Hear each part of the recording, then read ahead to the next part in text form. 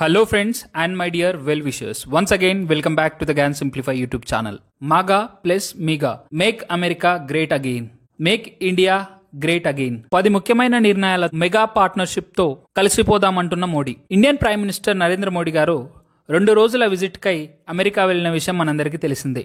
ఈ విజిట్ లో 2 దేశాల ప్రతినిధులు కలిసి 10 ముఖ్యమైన నిర్ణయాలను తీసుకున్నారు. ఇక్కడ అమెరికన్ ప్రెసిడెంట్ అయినటువంటి డొనాల్డ్ ట్రంప్ తన దేశం పట్ల తనకున్నటువంటి mind set MAGA make America great again అంటూ, మరోవైపు మన మోడీ గారు ఇండియాలో MIGA make India great again అంటున్న ఈ రకమైన మైండ్ సెట్ తో ఉన్నటువంటి ఇద్దరి దేశ నాయకుల మధ్య జరిగే మీటింగ్ లో సమస్యలు ఎదురయ్యే అవకాశాలు ఎక్కువ ఉంటాయి. కానీ పిఎం మోడీ గారు తన చాకచక్యంతో మాగా మరియు మిగాను కలుపుతూ మెగా పార్ట్నర్షిప్ కు పిలుపునిచ్చారు. ట్రంప్ తన దేశాభివృద్ధిని కోరుకుంటున్నారు, మరదే విధంగా మేం మా దేశాభివృద్ధిని కోరుకుంటున్నాం. 2 దేశాలు కలిసినట్లయితే ప్రపంచంలో ఇదొక మెగా పార్ట్నర్షిప్ గా అవుతుందన్నారు. ఈ విధంగా దేశాల నాయకుల మధ్య వైట్ హౌస్ లో జరిగినటువంటి ఈ మీటింగ్ ఒకరినొకరిని అర్థం చేసుకునేందుకు ఉపయోగపడింది. అంతేగాక మీటింగ్ లో ట్రంప్ మోడీ గారికి ఒక రెడ్ బుక్ ను గిఫ్ట్ గా ఇవ్వడం జరిగింది. ఆ బుక్ టైటిల్ చూసినట్లయితే అవర్ జర్నీ టుగెదర్. ఈ బుక్ లో ఇద్దరి నాయకులకు సంబంధించి వారిద్దరూ కలుసుకున్నటువంటి సమయంలో తీసినటువంటి ఫోటోగ్రాఫ్స్ ని ఈ బుక్ లో భద్రపరచడం అయితే జరిగింది. ఇందులో మోడీ అమెరికాలోని హౌడీ మోడీ ఈవెంట్ కి వెళ్ళినప్పుడు ఉన్నటువంటి పిక్చర్స్, మరి అదే విధంగా 2020లో ట్రంప్ ఇండియాలోని అహ్మదాబాద్ స్టేడియం ను విజిట్ చేసినప్పుడు తీసినటువంటి పిక్చర్స్ ని ఈ బుక్ లో పొందుపరచడం అయితే జరిగింది. ఈ విధంగా మీటింగ్ మొదలవ్వగా అదే మీటింగ్ లో వీరిద్దరూ అనేక అంశాల పట్ల చర్చ జరిపారు. ఇందులో trade relations, immigration, military sales, nuclear technologies అంటూ 10 ముఖ్యమైన రంగాల్లో నిర్ణయాలు తీసుకోవడం అయితే జరిగింది. ఈ 10 నిర్ణయాలను చూసే ముందు మీలో ఎవరైనా మన ఛానల్ని ఫస్ట్ టైం విజిట్ చేసినట్లయితే ఛానల్ని సబ్స్క్రైబ్ చేసుకోండి. మరి అదే విధంగా వీడియో మీకు నచ్చినట్లయితే వీడియోని ఒక లైక్ చేస్తూ ఈ ఇన్ఫర్మేషన్ ఎక్కువ మందికి చేరుకునేందుకు సహాయపడండి. అయితే ఇక్కడ 2 దేశాల మధ్య ఉన్నటువంటి ట్రేడ్ లో ఇండియా అమెరికాతో ట్రేడ్ సర్ప్లస్ లో ఉంది. అంటే ఇక్కడ ఇండియా అమెరికాకు ఎక్కువ మొత్తంలో సరుకులను ఎక్స్పోర్ట్ చేస్తూ తక్కువ మొత్తంలో ఇంపోర్ట్ చేసుకుంటుంది. ఫైనాన్షియల్ ఇయర్ 2023 మరియు 2024 గాను మన భారతదేశం మరియు అమెరికాల మధ్య జరిగినటువంటి ట్రేడ్ చూసినట్లయితే మన ఇండియా అమెరికాకి ఎక్స్పోర్ట్ చేసినటువంటి ఎక్స్పోర్ట్ వాల్యూ వచ్చేసి $100 బిలియన్ కంటే ఎక్కువ. మరదే అమెరికా నుండి ఇండియా ఇంపోర్ట్ చేసుకున్నటువంటి వస్తువుల ధర వచ్చేసి దాదాపు $75 బిలియన్. ఈ విధంగా మనం అమెరికాతో 40 నుంచి $50 బిలియన్ ట్రేడ్ సర్ప్లస్ ను కొనసాగిస్తున్నాం. కానీ డొనాల్డ్ ట్రంప్ ఇందులో మార్పులు కోరుకుంటున్నారు. ఇక్కడ 2 దేశాల మధ్య ట్రేడ్ డెఫిసిట్ తొలగించాలని, మరి అదే విధంగా ఇండియా అమెరికా నుండి ఎక్కువ మొత్తంలో ప్రొడక్ట్స్ ని ఇంపోర్ట్ చేసుకోవాలన్నారు. ఇదే కాక 2030 వరకు 2 దేశాల మధ్య ఉన్నటువంటి బైలేటరల్ ట్రేడ్ ను $500 బిలియన్ పెంచుతామన్నారు. ప్రస్తుతం 2 దేశాల మధ్య జరుగుతున్నటువంటి ట్రేడ్ వాల్యూమ్ చూసినట్లయితే దాదాపు $170 బిలియన్. దీనికంటే 2 రెట్టింపు వ్యాపారం చేయాలని నిర్ణయం తీసుకున్నారు. ఇదే క్రమంలో చాలా త్వరగా mutually beneficial trade agreement sign చేసే అవకాశం ఉంది. ఈ డీల్ సైన్ జరిగినట్లయితే గత కొన్ని రోజులుగా ట్రంప్ టారిఫ్స్ ద్వారా అనేక దేశాల ద్వారా వస్తున్నటువంటి వస్తువులపై విధిస్తున్నటువంటి టారిఫ్ ను మన దేశం తప్పించుకునే అవకాశం ఉంది.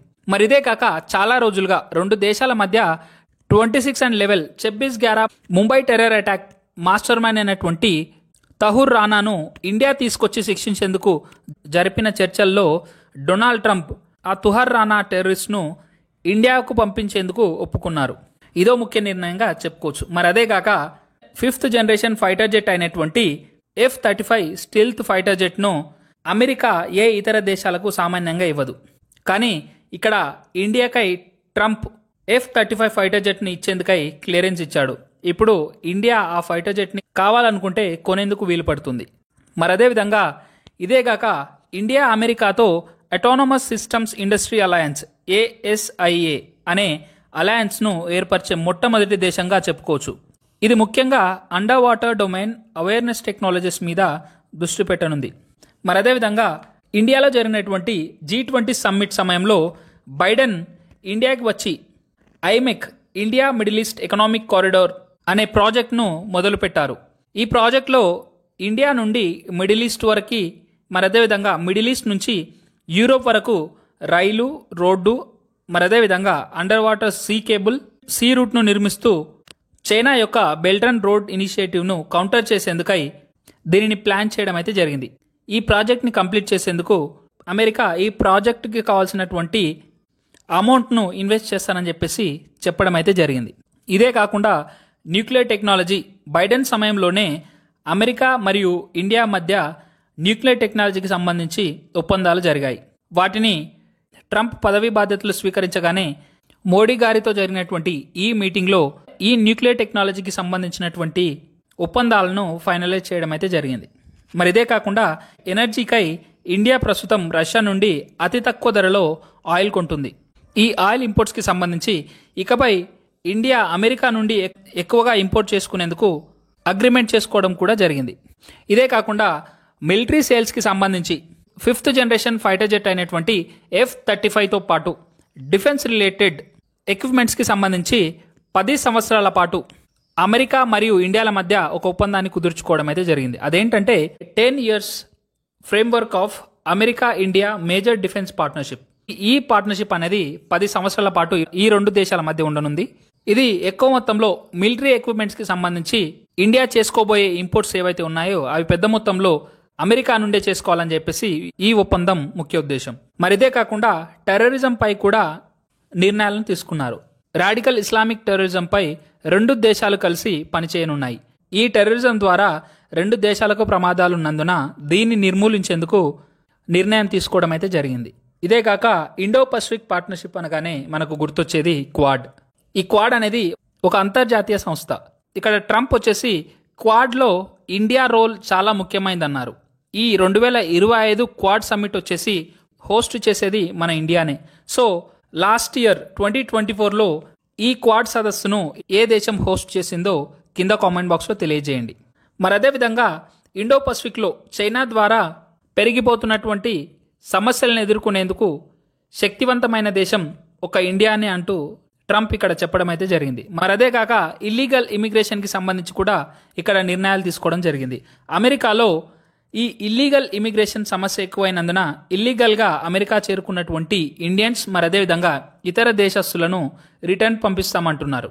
మరి అదేవిధంగా లీగల్గా రెండు దేశాల మధ్య సంబంధాలను మెరుగుపరుస్తామని చెప్పేసి ఈ వైట్ హౌస్లో జరిగినటువంటి మీటింగ్లో ఈ రెండు దేశాల ప్రతినిధులు నిర్ణయాలు తీసుకోవడం అయితే జరిగింది.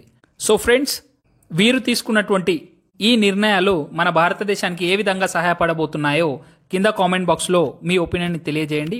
మరి అదేవిధంగా వీడియో నచ్చినట్లయితే వీడియోని ఒక లైక్ చేయండి. ఈ విధమైన ఎడ్యుకేషనల్ కంటెంట్ వీడియోస్ మీరు ఫర్దర్ చూడాలనుకుంటే ఛానల్ని సబ్స్క్రైబ్ చేసుకోండి. మరి అదేవిధంగా బెల్ ఐకాన్